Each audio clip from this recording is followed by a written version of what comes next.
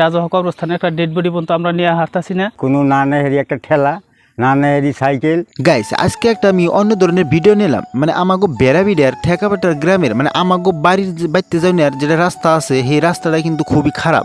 এই রাস্তা দিয়ে চলাফেরা করা কিন্তু আমাগো বহুত কষ্ট হয়েছে।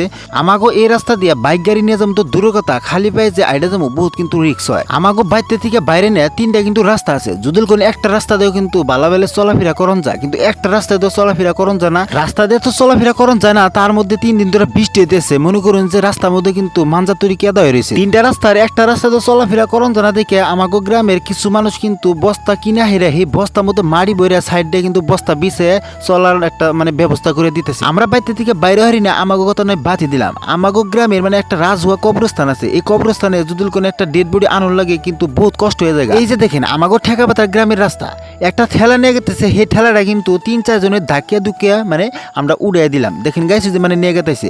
তো এত রাস্তা খারাপ আর আনিগো কি আমাগো ঠেকাপাতার গ্রামের কিছু মানুষ কিন্তু আজকে সকাল থেকে এই রাস্তার কাম করতেছে। তো এই মানুষগুলা কিছু এই রাস্তার বিষয়ে কব, তো আনেরা শুনুন। যাই হোক, আমাগো এখানে হয়তো আমাগো ঠেকাপাতার ওয়ার্ড, এটা আমাগো যাতায়াত রাস্তা। এই রাস্তাটা আমাগো যাওয়াই না খুব একটা অসুবিধা হয়েছে। তার নিষ্ঠাবধি আমাগো হয়তো রাজহ একটা কবরস্থান আছে, এই রাজহ কবরস্থানে একটা ডেড বডি পর্যন্ত আমরা নিয়ে হারতাছি না।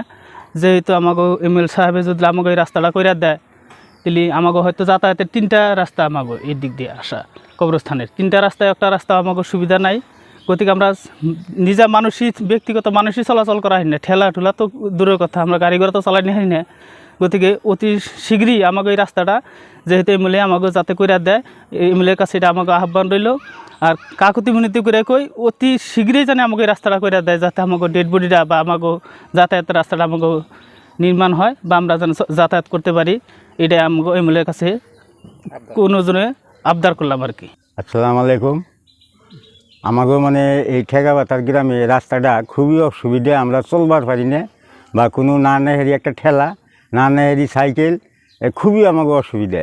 তা আমাগো মানে রাইজের তরফেগণে আমাগো এমএল সাহেবের কাছে আমরা একটু করজোরে মিনতি করি, আমাগো এই ঠেকাপাতার গ্রামে রাস্তাটা জানি অতি শীঘ্রে নির্মাণ করে দেয় বা আমাগো চলবার জন্য একটু সুবিধা করে দেয়। আর তারপর পরেও মানে রাজহুয়া একটা কবরস্থান আছে, লাশ একটা নিয়ে তাদের যাওয়ান জানা মানে খুব অসুবিধা। তার জন্য আমাকে এমএলএর কাছে আমরা খুব করজোরে অনুরোধ করি জানি আমাকে ওই রাস্তাটা অতি শীঘ্রে নির্মাণ করে দেয় বা রাস্তার কোনো ব্যবস্থা করে দেয় আমাকে ঠেকাপাতা রাইজের জন্যে। এটা আমাকে আবৃত্ত। আমাগো এই রাস্তাটা খুবই অসুবিধা হয়েছে। বর্তমান আমরা ঠেলা মেলা মানুষ চলাফেরা সেরকম অসুবিধা হয়েছে। আমাকে এই রাস্তাটা একটু কইরা দিলে সুবিধা হইতো। আমাকে কিবা একটা